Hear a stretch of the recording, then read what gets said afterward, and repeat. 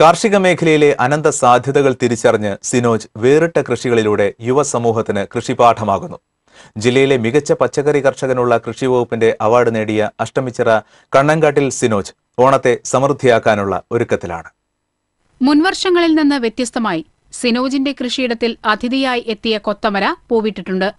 ഇത്തവണ ഓണത്തിന് കൊത്തമര കൂടി വിളവെടുക്കാനുള്ള ശ്രമത്തിലാണ്.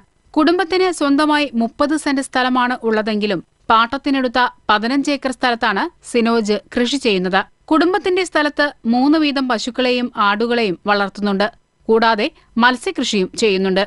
വിവിധയിടങ്ങളിലാണ് 15 ഏക്കറിൽ കൃഷി ചെയ്തിട്ടുള്ളത്. സിനോജിന്റെ ചെറുപ്രായത്തിൽ തന്നെ അച്ഛൻ ശശിധരൻ മരിച്ചതിനു ശേഷമാണ് കൃഷിയുടെ പാരമ്പര്യം ഏറ്റെടുത്തത്. സ്വകാര്യ സ്ഥാപനത്തിൽ മെക്കാനിക്കായി ജോലി ചെയ്തിരുന്ന സിനോജ് 4 വർഷം മുൻപാണ് ജോലി ഉപേക്ഷിച്ച് മുഴുവൻ സമയ കർഷകനായി മാറിയത്. ഓണത്തിന് വിളവെടുക്കാവുന്ന തരത്തിൽ വിവിധ പച്ചക്കറികൾ കൃഷി ചെയ്തിട്ടുണ്ട്. കീടനിയന്ത്രണത്തിനായി പച്ചക്കറി ചെടികൾക്കിടയിൽ ജെണ്ടുമല്ലി ഓണത്തിന്റെ പൂവിളിയായി മാറും. കീടനിയന്ത്രണത്തിനായി ചോളവും കൃഷികൾക്കിടയിൽ വളർത്തുന്നുണ്ട്.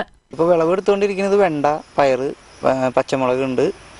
അതാണ് ഇപ്പോൾ പാവലവും പടവലവും വിളവെടുത്തുകൊണ്ടിരിക്കുന്നത്. പിന്നെ ഇപ്പോൾ ഓണത്തിന് വേണ്ടിയിട്ട് നമ്മൾ തക്കാളി, ബീൻസ്, കൊത്തമര അങ്ങനെയുള്ള സാധനങ്ങളും കൂടി ചെയ്യുന്നുണ്ട്. കൃഷിയിടം മുഴുവൻ തുള്ളിനന സംവിധാനം ഒരുക്കിയിട്ടുണ്ട്. മൾച്ചിംഗ് ഷീറ്റ് വിരിച്ചാണ് കൃഷി ചെയ്തിരിക്കുന്നത്. കീടനാശിനി പൂർണ്ണമായി ഒഴിവാക്കിയാണ് കൃഷി.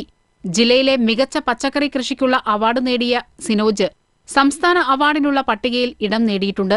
സിനോജും കഴിഞ്ഞ വർഷത്തെ സംസ്ഥാനത്തെ മികച്ച പച്ചക്കറി കർഷകനുള്ള അവാർഡ് നേടിയ രഞ്ജിത്തും അടങ്ങുന്ന 4 യുവ കർഷകരുടെ കൂട്ടായ്മ വടമ കേന്ദ്രമായി ഗ്രീൻ ടെക് അഗ്രോഫാം ഡെവലപ്പേഴ്സ് എന്ന സ്ഥാപനം ആരംഭിച്ചിട്ടുണ്ട്. റിലേ കൃഷിയിലൂടെ കുറഞ്ഞ സ്ഥലത്ത് കൂടുതൽ വിളവും വരുമാനവും നേടിയെടുത്ത് സമ്പൽ സമൃദ്ധിയുടെ ഓണത്തെ വരവേൽക്കാൻ സിനോജും ഒരുങ്ങുകയാണ്.